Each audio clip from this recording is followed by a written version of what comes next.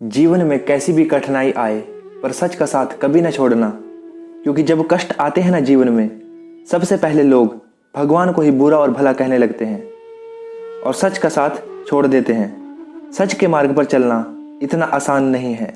धर्म पग पग पर परीक्षाएं लेता है। धर्म के लिए महापुरुषों ने भी बलिदान दिए हैं, कष्ट सहे हैं। सुदामा जी बहुत गरीब थे, इतने गरीब कि उनको एक टाइम के भोजन के लिए भी बहुत संघर्ष करना पड़ता था और कई बार तो उनके पूरे परिवार को भूखा सोना पड़ता। ब्राह्मण धर्म का पालन करते हुए केवल 5 घरों में भिक्षा मांगने जाते, क्योंकि ब्राह्मण धर्म के अनुसार 5 घरों तक ही भिक्षा मांगने का विधान था। कई बार तो भिक्षा मिलती तो कई बार निराशा ही हाथ लगती। जीवन कठिनाइयों से कट रहा था, फिर भी सुदामा जी बहुत खुश थे। और इतना सब कुछ होने के बाद भी सुदामा जी ने भगवान से विश्वास नहीं तोड़ा।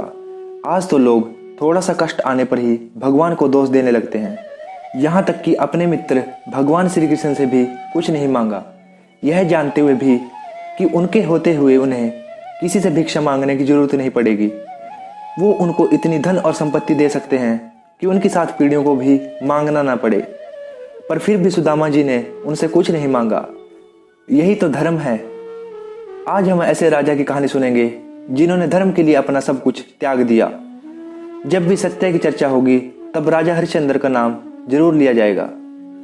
राजा हरिश्चंद्र सच बोलने और वचन पालन के लिए प्रसिद्ध थे और उनकी प्रसिद्धि चारों ओर फैली हुई थी। और महर्षि विश्वामित्र ने राजा हरिश्चंद्र की प्रसिद्धि सुनी तो विश्वामित्र ने सोचा, क्या कोई इतना धर्म का पालन करने वाला हो सकता है? तो उन्होंने राजा हरिश्चंद्र की परीक्षा लेने की सोची।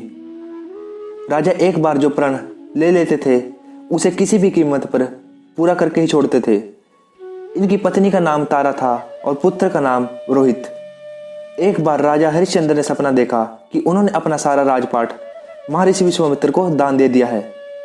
अगले दिन जब विश्वामित्र राजा के महल में आए तो उन्होंने सारा किस्सा महर्षि को सुनाया और साथ ही अपना राज्य उन्हें सौंप दिया। राजा जब जाने लगा तो विश्वामित्र ने उनसे स्वर्ण मुद्राएं दान में मांगी। विश्वामित्र ने राजा को याद दिलाया कि राजपाट के साथ राज्य का कोष यानी सारी धन संपत्ति भी वो दान कर चुके हैं और दान की गई वस्तु को दोबारा दान नहीं दिया जा सकता।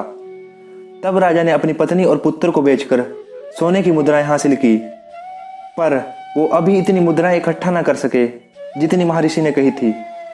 तब राजा ने स्वयं को बेच दिया और सारी स्वर्ण मुद्राएं महर्षि विश्वामित्र को दान कर दी। राजा हरिश्चंद्र ने खुद को जहां बेचा था वो शमशान का चंडाल था, जो अंतिम संस्कार के लिए आए हुए मृतकों के परिजनों से कर लेकर यानी कि पैसे लेकर उन्हें अंतिम संस्कार करने देता था। एक दिन सांप के काटने से इनके पुत्र रोहित की मृत्यु हो गई तो तारा अपने पुत्र को शमशान में अंतिम क्रिया के लिए लेकर आई। वहां राजा ने रानी से भी कर की मांग की। तब रानी तारा ने अपनी साड़ी का कुछ भाग देकर कर चुकाना चाहा। आसमान में बिजली चमकी तो उस बिजली की रोशनी में हरिश्चंद्र को उस अबला स्त्री का चेहरा नजर आया।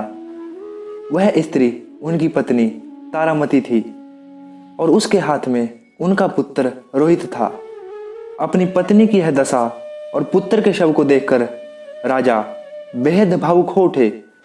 उस दिन उनका एकादशी का व्रत भी था और परिवार की इस हालत ने उन्हें हिलाकर रख दिया। उनकी आंखों में आंसू भरे थे, लेकिन फिर भी वह अपने कर्तव्य की रक्षा के लिए आतुर थे। भारी मन से उन्होंने अपनी पत्नी से कहा कि जिस सत्य की रक्षा के लिए उन्होंने अपना महल राजपाट तक त्याग दिया, आज उसी सत्य की रक्षा की घड़ी है। उसी से मैं आकाशवाणी हुई और स्वयं प्रभु प्रकट हुए। उन्होंने राजा से कहा, हरिश्चंद्र, तुमने सत्य को जीवन में धारण करने का उच्चतम आदर्श स्थापित किया है। तुम्हारी कर्तव्य निष्ठा महान है। तुम इतिहास में अमर रहोगे। और भगवान ने प्रसन्न होकर उसके पुत्र को जीवित कर दिया। अब राजा की परीक्षा समाप्त हो चुकी थी और विश्वामित्र ने भी सारा राजपाट हरिश्चंद्र को लौटा दिया और राजा से कहा, तुम जैसा धर्मात्मा मैंने आज तक नहीं देखा।